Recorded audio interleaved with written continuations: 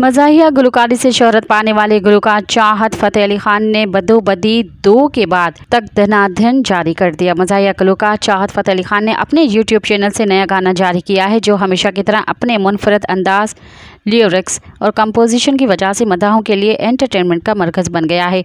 गाने के लिरिक्स में तक धनाधन को बार बार दोहराया गया है, जो गाने को मज़ीद मुमताज़ बनाकर सबकी तवज्जो अपनी तरफ कर रहा है।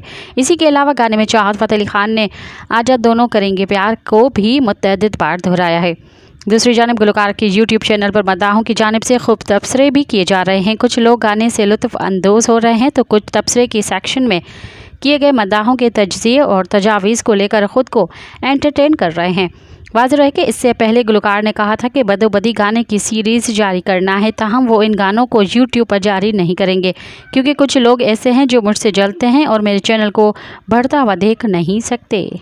मज़ीद ख़बरन ऐं तफ़सीलात लाइ विज़िट कयो असांजी वेबसाइट www.awamiNewsHD.com ऐं ॾिसंदा रहो अवामी न्यूज़ HD।